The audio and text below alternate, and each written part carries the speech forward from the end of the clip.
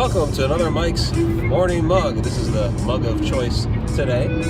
Shauna has hers too. We are headed to CIL-CON, Central Illinois Conference, which is a combined genre. So we have paranormal there. There's going to be horror, anime, gaming, all kinds of different stuff. I'm speaking today apparently at 3 o'clock, which I almost forgot about. So this ought to be interesting. I kind of threw something together.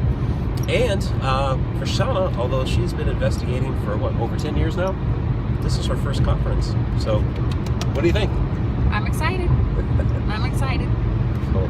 So there's going to be a lot of people there. Some different friends are showing up. It'll be a pretty good time. So what we're going to do, this morning mug will just be a compilation over the weekend of the different things that are going on. And we'll capture that for you, bring it to you, and maybe we'll go live on Facebook or something if we can. What do you think? Might be my first time doing that too. All right. A lot of firsts this weekend. So we'll catch up with you later. So we're sitting here. We've had a couple people stop by. I mean, technically the conference hasn't started yet, but we're set up. And, people are telling ghost stories to us, which, typically happens at, an event like this. Shauna just had a great idea that we should collect some ghost stories, get them on camera, of course, ask them for permission and all that stuff. So what we're going to do while we're here is go ahead and collect those stories and share them with you. Enjoy. My story starts that we lived right outside of Wabash. There was a small town called Choketown, and it was real active with spirits and activity. Actually, the day that we moved out there was the day I was born. My dad, he always worked, for himself. We raised horses. We had 20, 30 horses at a time. And they were wild when we brought them in. We'd break them and train them and we sell them. Well, we had a tragedy and we had a barn fire. Well, my dad met this guy and he lived out by the Wabash River. He actually took these cardboard boxes and made a house and he was living under the bridge. And he lived in these cardboard boxes. Well, he come from a very poor family, and he had a brother and a sister, but they were really poor too. He didn't have a lot to do with them. And his name was Leroy. Well, my dad said, if you come out and you can go out in the back behind the barn, we have plenty of acres, you can build a one little bedroom house, live in it, and rebuild our barn. So he did. He was really proud of the house. So he always wanted to stay out of my house. This is my house. I don't have anything. This is what, I've never had anything my whole life. So anyways, my mom would cook big suppers. She was always good about cooking big suppers at night. And we'd have leftovers, and we'd take them out to him at night, like a big pot of noodles or something, and he'd throw a dime in the bottom. He thought that was a big deal, Well, he'd always walk to town. It was 2 or 3 miles to town, and he never won a ride. And one day he walked to town and he go to the pool hall. And one day he had a heart attack and he died right there on the street. Well, it wasn't like that very week. It was like that night we could hear him out in the barn. Saw starting up, hammering on the walls. He was out there, still working on the barn. Well, my dad is never a believer in anything spiritual or any ghosts or any activity. Well, my sister, that very next week, come home from Germany. There it started up, the saws, the hammer, and I told her, I said, do you hear him? She said, yeah. So here we go out to the barn, there he was. And old Leroy had this old cat, too, and he called it Cat. So we go out there, and there he was, standing on a ladder with that cat on his shoulder. So she goes in and wakes my dad up. My dad goes out there and comes back in the house, white as a sheet. And I said, you see Leroy? And he says, no, I didn't see that. But Leroy is still out there in that barn. I swear today, and that's been years ago.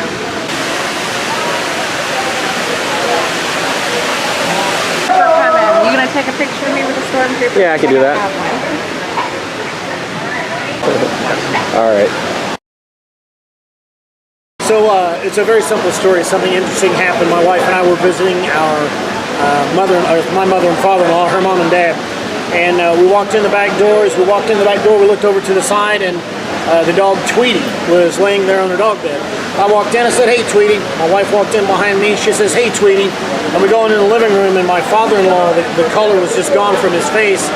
And he said, you remember that dog's been dead for 6 months, right? We walked back into the room where the dog was, and there was nothing there. I'm a skeptic, but my wife and I both saw the dog. So in 2015, we all went to Waverly Hills in Louisville, Kentucky, and we had an experience in the lobby of Waverly Hills. So we decided to go into the lobby area and do an EVP session while we were there. And whenever we were walking down the hallway into the lobby area, we could hear footsteps following us. So we knew that we weren't alone at that point.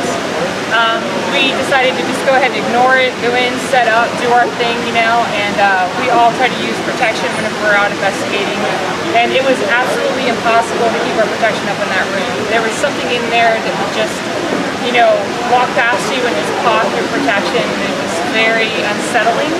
A lot of us got nervous. We don't rattle very easily, but we kind of got rattled that night a little bit. It was hard to pinpoint where this thing was at. We didn't know where it was going to come from. We're sitting there asking questions. He's trying to draw us out and ask us, you know, leading questions like, you know, so where is it?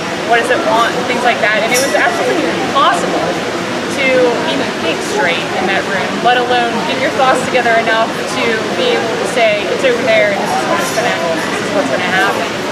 So we eventually calmed down enough that we were able to locate it. And this thing came out from the stage area. Yeah, so yeah. And so this is whenever the story, I'll pass this off to Justin, and this is where the story kind of goes to you. So we see this black mass come from behind the curtain on the stage, and then actually starts to kind of walk down the stairs, and their backs are all to it, and I'm looking dead at it. And I'm like, it's time to go. So I literally kind of grab all of them and we quickly walk out behind this. I mean, it was more of a brisk run.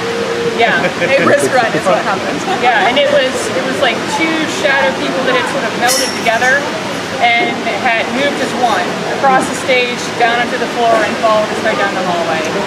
So that was our encounter. That was 765 Paranormal's encounter. One in particular was just outside of Woodward, Iowa. I was about 13 at the time, and she said, "You're going to a family gathering. Our cat has been transferred out there. She won't come out of the basement. Lucy always loved you. Maybe you can find her."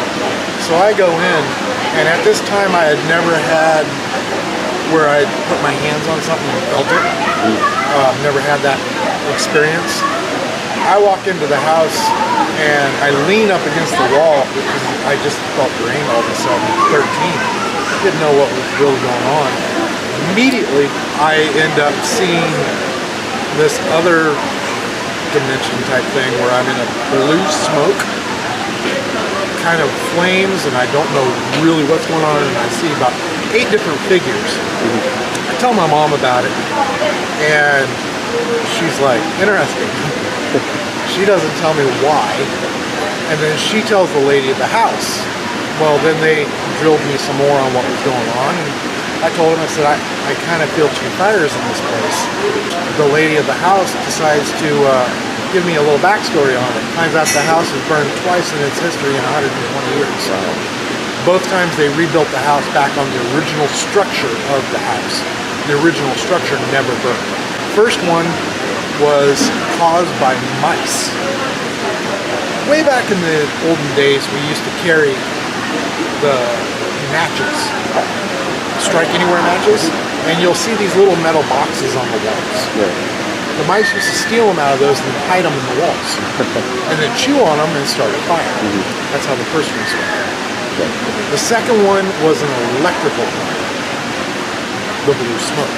My cat, who I knew was sensitive, hated the house. Hated it. Would not come out of the basement for anything at all. And after discussing this with everyone, it was kind of my first validation of being sensitive. The latest one we had all of our equipment. This is the first time being in the group, so I've never had scientific equipment like this. I've always been just feeling it. This time we had several entities in the house, and one in particular, he had a K2, I had a K2. We were in bedrooms about that far apart, and he had a speed gun for checking miles per hour. Oh, okay. I'd ask a question, my K2 would go off. He'd ask a question, his K2 would go off. He'd check that speed gun, and it was 44 miles an hour between us. That was just this weekend.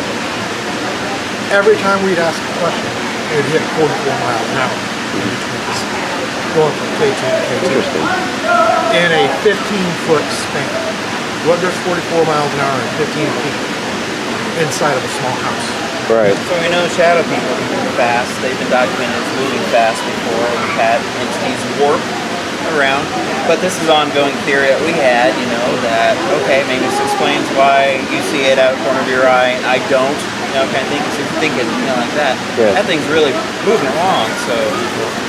I mean, think about how many times you sit out on a highway and see a car go by, and you try and picture the color.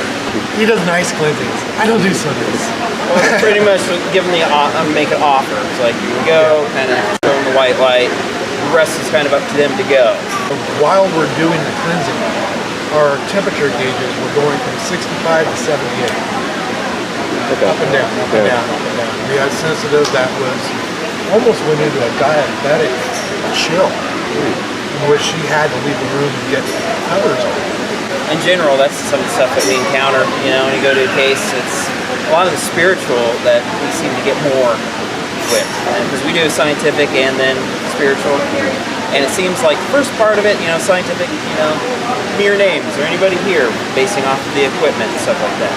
Then we start getting into our intuition and our abilities and gifts and open up. And it's like, going down that rabbit hole. Yeah. And then you have the scientific equipment to back it up. Yeah. The responses. You have to do it that way, I think. Otherwise, you just come off like, I always call it the crazy psychic. Oh, I feel this, I feel that.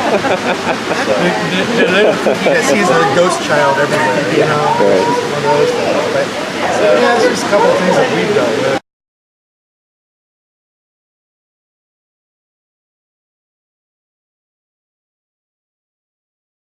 Here we have an unusual headstone. Actually has a death date of February 31st, 82. The person that put us onto this particular headstone, Joel Richardson, we just met at CIL-CON, and he's going to be coming out with a video that details the history and legend behind this, so I don't want to steal his thunder. He's going to come out with a video here in a few months about all of that, but I just wanted to, you know, point it out, the unusual date, and when it comes out, I'll link his video below. You can go check that out. I'm not going to be able to set this up right, but with my camera, okay, I saw somebody moving by the, on the right-hand side of the tree over there. I thought it was Shauna, so I had refrained from taking a picture until she had moved beyond. But then I noticed, no, Shauna was way off over here in that enclosure of stones by that tree over there. Right between the tree and I guess a headstone, and you were... Because I was right here. Yeah, you were over there. Yeah, whenever I came through here. I stopped here to take a picture like this, and then I just went... You went over there. Straight up here. Alright, but I saw somebody walking between here. Whew, what a weekend. CIL-CON is over. It was a good event. Made some new friends. Met up with some old ones. You know, Shauna was there, which was awesome, and Ro came out, which was cool, and my some old buddies from the Enigma Directive, which was awesome. Kat and Nikki, otherwise known as Naboo and Chrono. It was way back in the day. They were some of the first listeners of Enigma Underground a long time ago. But if you look in Deadly Airs, the Matrix part of it, that was them. They were part of that, so that was cool, very cool to see them. And then we did the stuff with the cemeteries today, so there'll be another video on that coming out. So that was just a snippet in there to give you a little teaser for the Ashmore Cemeteries video that'll be coming out. There's some really, really interesting things that Shauna and I both experienced there at each of the cemeteries, and so it's very interesting. That'll be coming out. And really, I want to thank all of those. Really, I want to thank Becky for having me out at CIL-CON to begin with, and then thank everybody for coming out. Those who bought books, those who are going to. I'm going to be doing hopefully a book signing here in Charleston. So I want to thank Joel for just meeting him. He's a avid watcher of the channel, which is great. And I met others there, the 765 Paranormal. They're like, yeah, you're the guy that does the coffee videos. Yes. So it was awesome to see them too. So I'm going to put all of their links down below. So really, I'm just going to wrap this up. Again, it was a pretty good weekend. Next weekend, I'm going to be in Iowa, the Farrar School. So that was kind of last minute, but really, really awesome the way that came about. And so if you are in the area, come out to Iowa, come out to the Farrar School, come check out the event that's going on there. Will be very, very cool. Plenty of other things coming up in the next couple of months. So it's going to be a ride. It'll be a hell of a ride. So, thanks for watching. If you liked the video, please go ahead and give it a thumbs up.